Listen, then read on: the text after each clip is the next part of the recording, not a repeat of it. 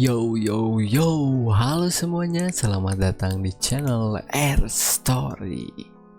Di video ini saya akan memulai untuk membahas alur cerita manhwa yang berjudul Insanely Talented Player. Manhwa ini menceritakan tentang seorang player terkuat yang bernama Kang Yosung yang dijuluki sebagai Hero King. Nah, bagaimana perjalanan bertahan hidup dari seorang player terkuat ini atas semua kekacauan yang akan terjadi? Tanpa banyak basa-basi, kita langsung aja masuk ke dalam ceritanya. Cerita dimulai dengan adanya sebuah ritual yang dilakukan oleh banyak manusia dan monster dari menara. Kemudian datanglah para player yang ingin menggagalkan ritual tersebut. Di sini kita langsung diperkenalkan dengan 3 player ternama yang ikut menyerang. Yang pertama ada Raichang yang dijuluki Sword Lord. Yang kedua ada Georg Birmeyer yang dijuluki Gravekeeper. Dan yang ketiga ada Maria Jagger yang dijuluki Saintess.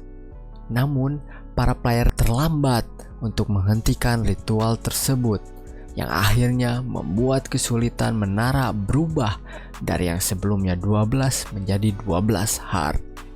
Selain perubahan itu, datanglah bos monster bernama Lord of Pestilence yang membuat tujuan raid ini berubah menjadi kalahkan Lord of Pestilence.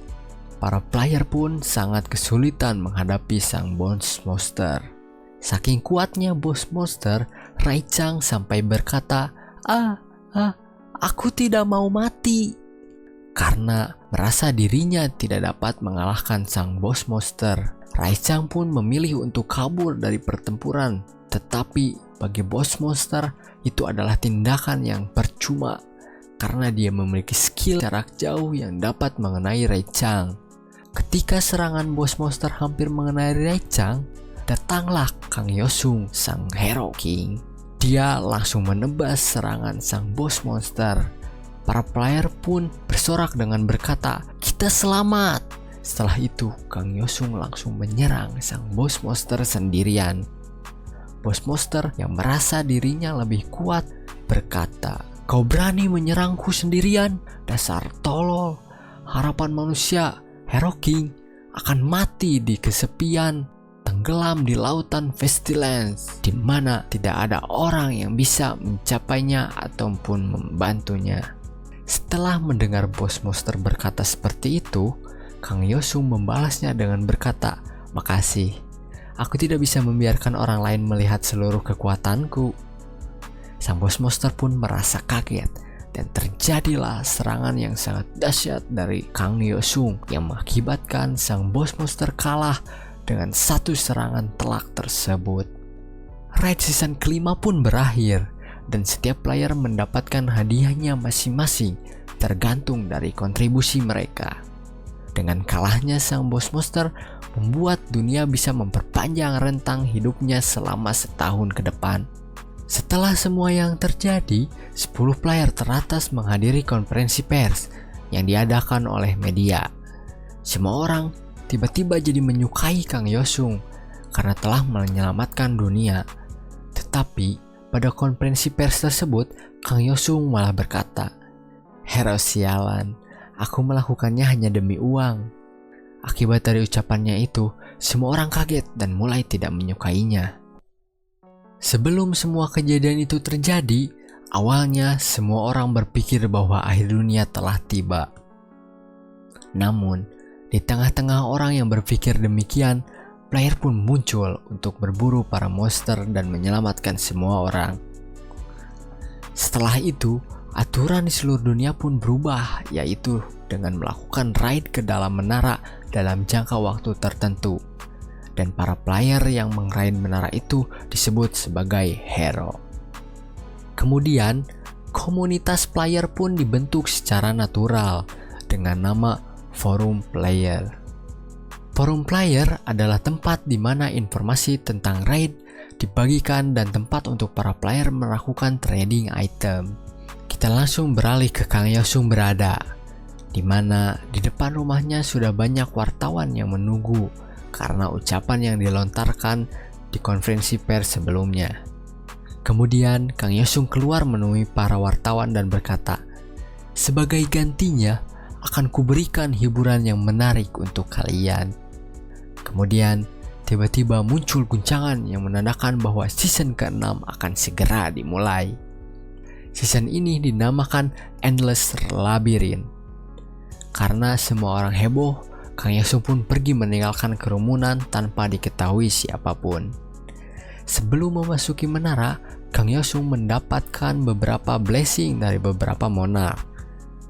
Dari beberapa blessing, ada satu blessing bernama One Wu Peak Legend, di mana itu dapat mempengaruhi keberuntungan yang memiliki blessing tersebut. Kang Yosung langsung melakukan gacha random item dan dia mendapatkan sebuah jubah hitam dengan salib emas yang memiliki grade legendary. Setelah itu, Kang Yosung memakai jubah tersebut lalu memasuki menara. Kang Yosung memasuki menara tier 3 dengan 5 lantai. Di dalam menara, Kang Yosung mencoba skill yang dimilikinya yang bernama Frostward Creation dengan grade Heroic. Setelah mencoba skill tersebut, Kang Yosung pun berkata, "Sepertinya aku memulainya dengan baik. Haruskah aku mencoba untuk menyelamatkan dunia sekali lagi?" Saat Kang Yosung tiba di lantai 2, dia langsung membasmi semua monster yang ada dan sampai di lantai 4 dengan cepat. Sebelum dia pergi ke tempat bos menara berada, dia dihadang oleh beberapa monster penjaga. Tanpa ragu, Kang Yosung pun langsung menggunakan kemampuan dan skill yang dia miliki untuk mengalahkan para penjaga. Tetapi, untuk mengalahkannya tidak semudah itu karena para monster memiliki resistensi terhadap cold key yang dimiliki oleh Kang Yosung. Lalu, Kang Yosung pun membuka inventorinya dan memakai satu artefak yang bernama Frozen Heart dengan grade Hero. Dengan begitu, Kang Yosung dengan mudah langsung menghabisi semua penjaga yang ada. Setelah mengalahkan para penjaga, Kang Yosung mendapatkan satu skill card pack random dan langsung membukanya. Dari pack tersebut, dia hanya mendapatkan normal grade skill, yaitu step, dan langsung menggunakannya. Sebelum ke ruang bos menara, Kang Yosung datang ke toko yang ada di dalam menara. Kemudian, dia membeli satu speed potion dan satu fire potion, lalu langsung pergi ke lantai bos. Setelah sampai, Kang Yosung langsung bertarung dengan sang bos. Satu fire potion langsung digunakan kepada sang bos, tetapi tidak bekerja cukup baik. Kemudian dia menggunakan skill stab dan melubangi tubuh sang bos. Namun sang bos tidak langsung kalah begitu saja dan langsung mengeluarkan skill berserk yang dia miliki. Kang Yosung pun berkata, "Ya, permainan tidak seru kalau terlalu mudah." Setelah skill berserk dikeluarkan oleh sang bos, skill tersebut membuat sebuah shockwave yang memiliki damage yang lumayan jika mengenai Kang Yosung. Kemudian, bos langsung mendekat dan menghantam Kang Yosung. Tetapi Kang Yosung langsung menggunakan satu speed potion dan langsung menghindari serangan tersebut. Lalu mulai menghitung mundur dari 175 hingga 0. Setelah waktu habis, bosnya pun langsung kalah dan tergeletak di depan Kang Yosung. Karena sudah berhasil mengalahkan bos dan menyelesaikan raid menara, Kang Yosung mendapatkan sebuah elemental skill card. Kang Yosung membukanya dan mendapatkan skill Ice Bolt dengan grade normal lagi. Setelah itu, Kang Yosung memasuki menara lainnya dengan tier yang sama, yaitu 3, dan menyelesaikannya dengan sangat mudah. Bagi Kang Yosung, itu hanya ajang menaikkan level skill dan dirinya sendiri. Tiba-tiba ketika dia selesai membuka hadiah yang ia dapatkan dari menyelesaikan raid, datanglah Shadow dari faksi Shadow Council yang menawarinya untuk bergabung. Sebelumnya, Kang Yosung pun sudah pernah bergabung dengan faksi ini, tetapi malah Kang Yosung yang mengajukan syarat untuk bergabung.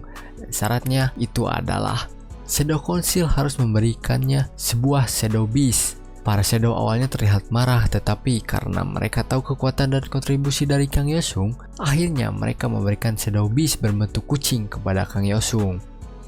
Selain itu, Shadow pun memberinya skill Shadow Blade.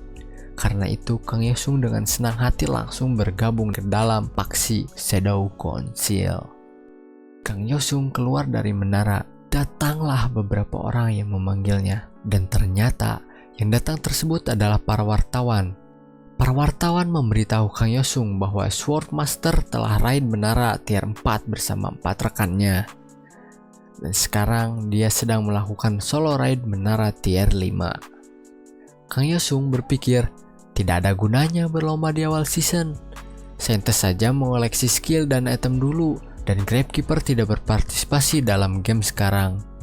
Setelah berbincang-bincang dengan para wartawan, Kang Yosung pun memasuki menara yang dimasuki juga oleh Swordmaster, di mana menara ini adalah menara dengan format Battlefield, sehingga player yang masuk tidak dapat bergabung dalam faksi yang sama. Oleh karena itu, Kang Yosung otomatis berada di faksi yang berbeda dengan Swordmaster dan menjadi musuhnya. Kang Yosung berada di faksi kerajaan dan Swordmaster berada di faksi kekaisaran.